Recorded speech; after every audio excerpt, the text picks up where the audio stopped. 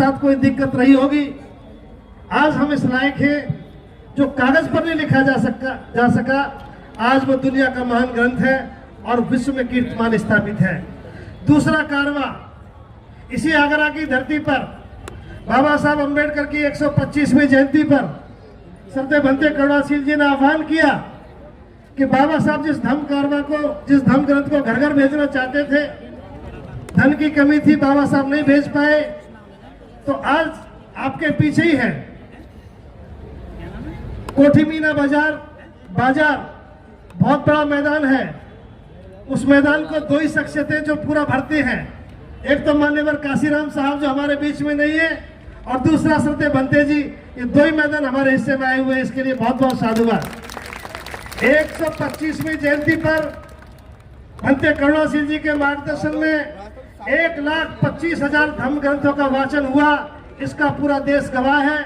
और मैं कह सकता हूं, उस वक्त लोगों ने कहा था, हे बाबा साहब अम्बेडकर, जब न सही तो आज सही।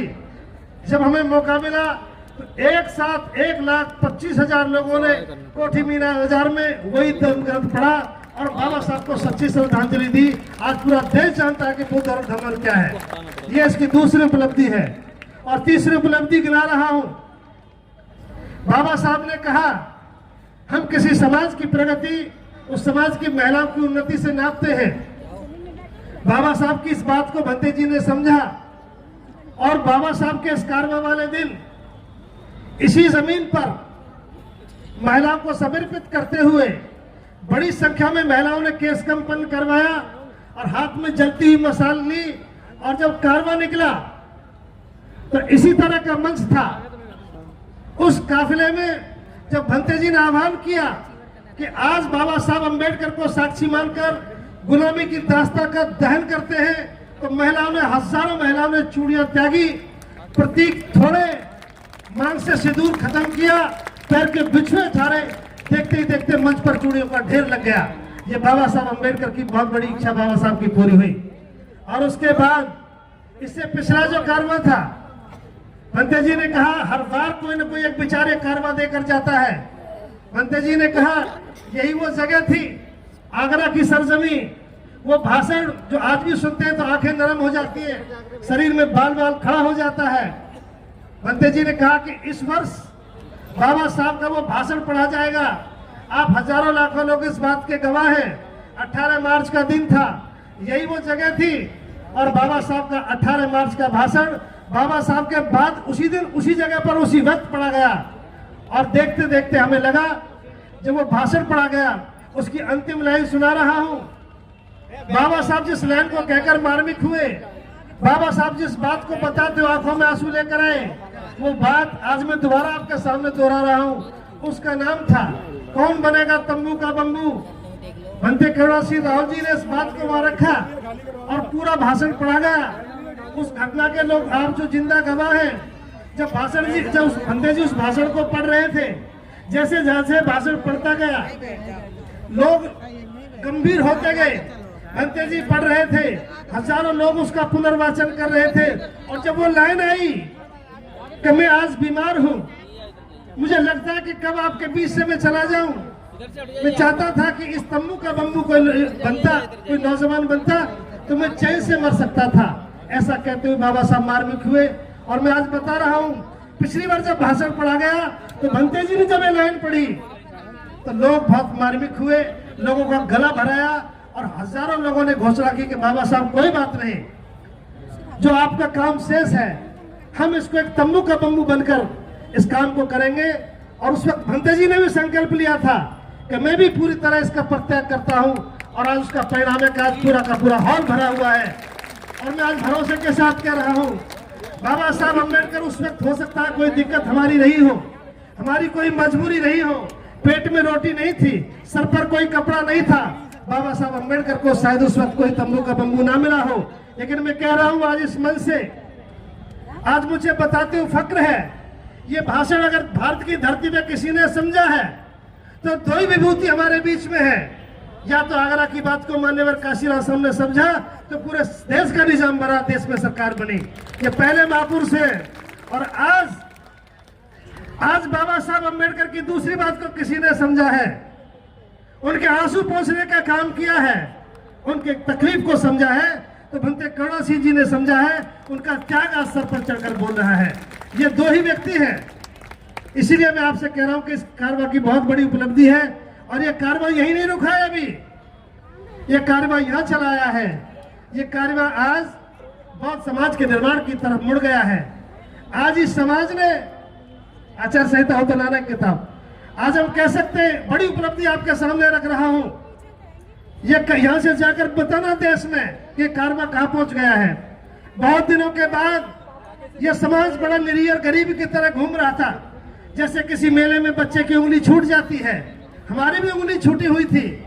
जो थे उसका पता नहीं, किसी और की उंगली पकड़ रखी थी। हम लावारिसों की तरह जिंदगी जी रहे थे। लेकिन बाबा साहब अम्बेडकर की एक और एक बड़ी प्रवृत्ति इच्छा पूरी हुई। आचार संहिता मिली, जैसे मुस्लिम भाइयों के पास है, सिखों के पास है।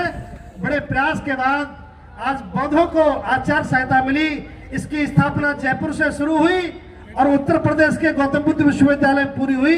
देश के लोगों को बधाई, जोरदार ताली बजाकर इसका सम्मान करें। आज देश का बच्चा बच्चा बोलता है मैं बौद्ध हूं, जाति से मुक्त हूं, बौद्ध मेरा समाज है और बौद्ध आचार संहिता मेरी आचार संहिता है। ये धम्म कारवा की आज की हमारी बड़ी उपलब्धि है। और ये मामला यही नहीं रुका, अभी कारवा बढ़ रहा है। ये कारवा आगे बढ़ा, धम्मचारिका से बात शुरू हुई तो एक काम है तथागत, क्या सुंदर सहयोग है। इसी जमीन से आज एक नया ऐलान होने जा रहा है जिसे सत्य भंते जी करेंगे। हालात भंते जी ने कहा कि जो जैसा सोचता है प्रकृति उसका साथ देती है। अगर भंते जी ने त्याग किया है और बहुत समाज का निर्माण हुआ है तो एक आंदोलन देश में छिड़ गया है। सारे लोग आप जानते हैं, महाबोधि महाद्वार मुक्ति का आंदोलन सही समय पर शायद लगता है को हमारा इंतजार कर रहा था। आज आगरा की धरती से कम 250 की बड़ी संख्या भिक्षुक भी देख रहे हैं। आज का ये कारवा भंते करुणा सिंह राव जी ने दिल्ली से फतवा जारी किया कि 18 मार्च का ये धम्म कारवा महाबोधि महाविहार मुक्ति के लिए आंदोलन सुपुर्द कर दिया गया है। और हमको जानकर खुशी होगी, आज 2 बजे 18 मार्च 2025 समय 2 बजे के लगभग आगरा की धरती से बाबा साहब को साक्षी मानकर एक और ऐलान होगा कि हे बाबा साहब डॉक्टर अम्बेडकर, हजारों साल की विरासत, सम्राट अशोक की विरासत, धम्मपाला की विरासत, जिसको 132 साल लड़ाई को हो गए, वो आज सही समय पर छिड़ी है। इधर आगरा की धरती से एक और आगाज होगा, प्रस्थान करेंगे। 18 मार्च को काफिला कूच करेगा और बौद्ध में मुक्ति के आंदोलन को पहुंचेगा। हमें पूरा भरोसा है भंते करुणा सिंह जी के मार्गदर्शन में महाबोधि विहार मुक्त होगा। ये इस कारवा की ऐतिहासिक उपलब्धि होगी। तो सम्मानित साथियों, आधुनिक भारत का इतना सुंदर कार्यक्रम ये केवल छोटा मोटा कार्यक्रम नहीं है। तो हम आज बाबा साहब अम्बेडकर के प्रति कृतज्ञता ज्ञापित करते हैं और ये सारा का सारा कार्यक्रम आज यहाँ से शुरू होगा। तो मैंने छोटा सा परिचय आपके सामने रखा।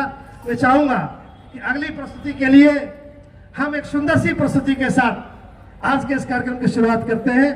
2 ही प्रस्तुति हमारे बीच में है, बहन परवीन सोनिया और भाई शशि गौतम। मैं भंते जी से क्षमा याचना करते हुए निवेदन करूंगा कि छोटी सी प्रस्तुति के साथ इस कार्यक्रम की शुरुआत करते हैं। जिन लोगों ने योगदान दिया है मेरे पास सबकी पर्ची है, मैं सही समय पर उनका योगदान घोषित करूंगा, लेकिन पहले कार्यक्रम की शुरुआत ठीक से करते हैं। तो मैं चाहूंगा कि भाई आप आएंगे, चलिए आप आ जाइए। हमारी बहन सोनिया हमारे बीच में आएंगी और आज की प्रस्तुति करेंगी और जोरदार ताली बजाकर उनका सम्मान करेंगे, आज के कार्यक्रम का आगाज करेंगे। बहन सोनिया।